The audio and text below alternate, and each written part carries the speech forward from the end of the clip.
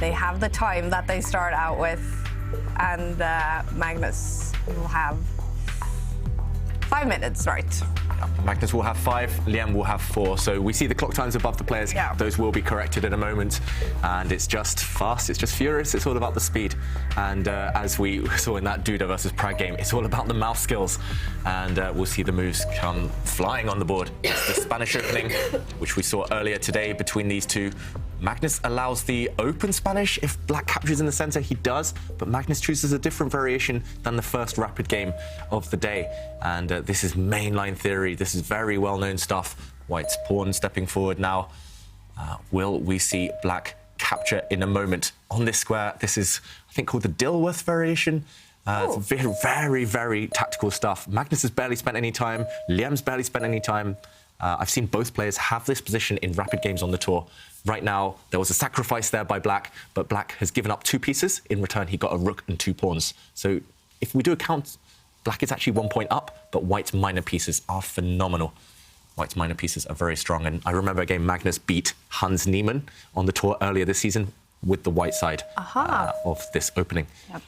I also remember that game. I also remember Liem also playing this with the black pieces against Jordan Van Forest.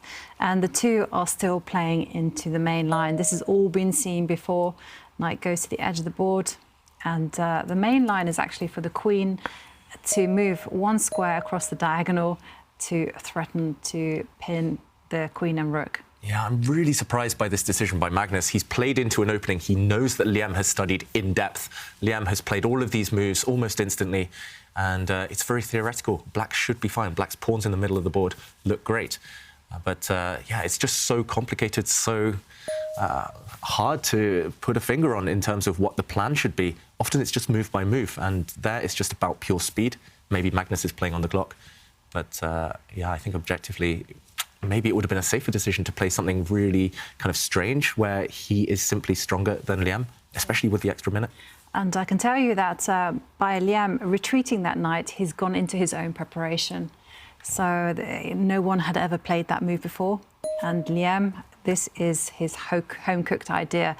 And he moves his king to the edge of the board, getting out of the eye line of the light-squared bishop. This is I think this is a good blitz approach. Mm-hmm. Oh. Magnus, however, is starting to create some threats. So black's king is much safer now, but it did cost a valuable move, a valuable tempo. And white's queen, white's knight, white's bishops, they're all perfectly placed to attack those black pawns in the middle of the board. All white needs to do, really, is to start improving his knight at the bottom. The white knight next to his king is not doing anything. That's why the bishop steps back. The white knight is going to actually jump to the square that that bishop previously occupied. So, yeah, it's very tense. Does black touch any of those pawns in the centre of the board? If you touch those black pawns, you might weaken squares. So, yeah, it's really difficult for Liem. The time situation, still more than a minute advantage for Magnus. So that is already critical. That could play a huge part in the result. Yeah, and Liem facing pressure in the centre. He has to defend his pawns, so that's why he steps forward with the bishop. It's a good move, just breaking the coordination between the rook, knight and queen. Magnus will be itching to give up his rook for this bishop. It's just, I've talked to Magnus enough times. He wants to sacrifice. He hates his opponents having nice pawn structures. He's going to be very tempted to use his rook and sacrifice it for the bishop, doubling up black's pawns in the centre. But I don't think you should get carried away with anything flashy here. You just need to play quickly, keep the pace. He's still a minute ahead, although that's ticking down now. The white knights can move. You can protect one knight with the other knight, for example. You have lots of ideas here for white, but you just need to trust your instinct. He's slowed down. He's slowed down. I reckon he's considering your move. Rook takes bishop. That's why he's paused for thought. And he's got his music on. But in Armageddon, you shouldn't get carried away. Even if it's a strong move, even if sacrificing here, getting that black bishop off the board, even if it's good, why waste 1 whole minute of an Armageddon game on that? Just play a simple move. Move one of the white knights. And he's now only got 20-second time advantage over Liem. And he has to make a move. I think he has to commit to something. You know, for me, I would be springboarding with my knight to g5. Just put some pressure on that bishop. Gosh, He spent a minute and a half on one move. It's Armageddon. There's no increment. He's now down on the clock, Magnus Carlsen, and he has to win this game. And then he plays maybe the most natural move on the board. He could have played this instantly. He defends one knight with the other one.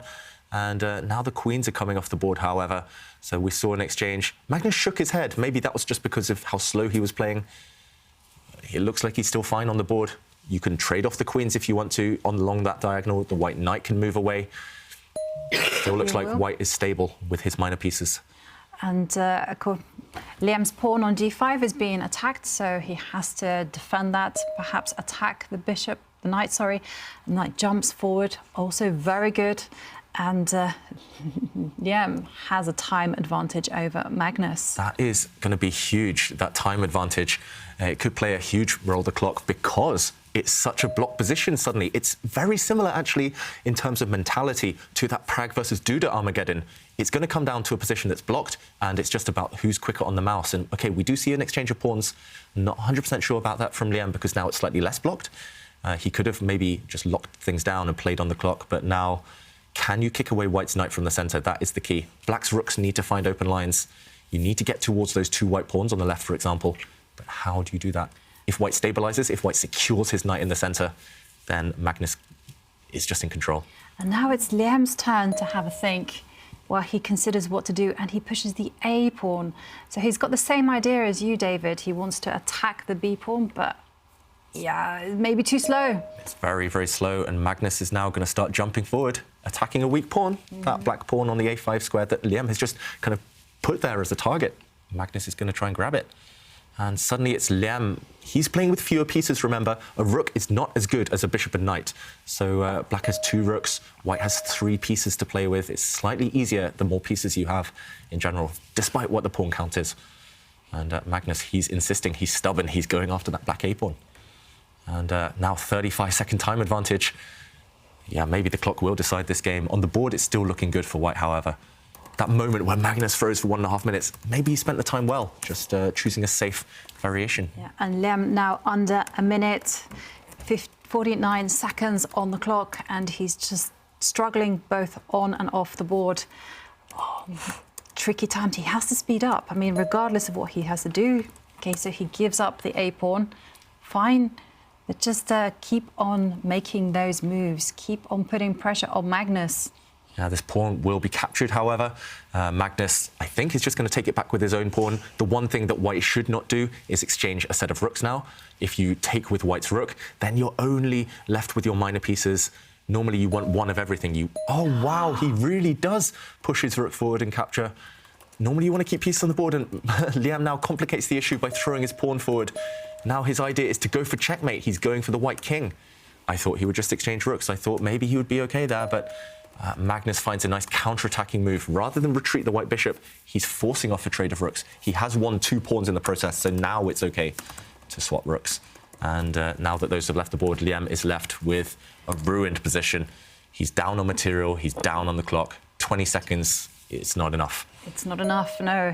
And look at him, he just moves his king.